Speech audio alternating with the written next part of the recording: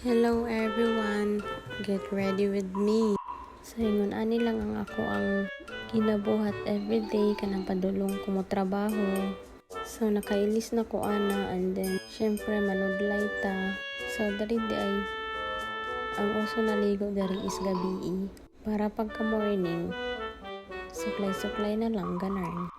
Kay dari man good, lahi man good dari kay dapat mo gawas ka og balay na dili basta imuhang buhok.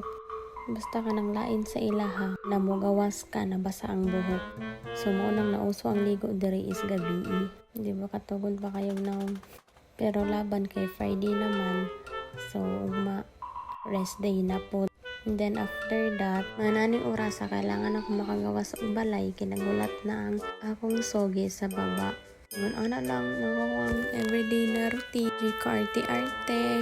Ana lang yun. Kali guys, ako dili jud ko arte. Basta kay manudlay lang. Then kahit nga ni pulbo, dili wala ako nagapulbo. Basta magsuklay lang and then mauna na siya. Tapos ang weather na po diri sa amoa is straight o medyo ulan-ulan. So padulong po change ang weather. So padulong na po siya magbugnaw. Kaya medyo maulan-ulan jud siya. Then bye, kay musulod na ako sa akong soge. And then fast forward, padulong na mi sa trabahoan. So mauna mong mandaanan, fish pan, mga humayan. Ana na siya dito padulong sa mong trabaho. Then mga 30 minutes pag walay traffic. So pag abot na ko diri kaning taligsik. So, muna ni, diri na mo ang trabahoan. So, muna ni front sa amo ang trabahoan.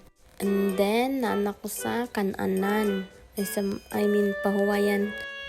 So, sayo man ko nagalakaw og balay. So, diri na lang ko nagkakaon og morning breakfast. Siyempre, di dyan na mawala, no? Ang morning breakfast. Kaya insaon na lang magtrabaho na gutom. So, kanang kailangan tamukaon kay para kusgan. So, kay taas-taas pa man og time na pa may mga 1 hour. So, mukaon sa akong breakfast.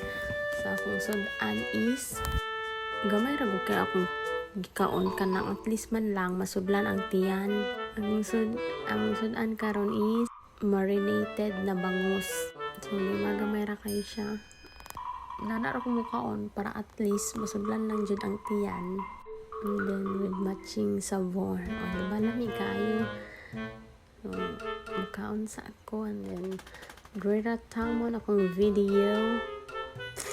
Bye. See you in my next vlog.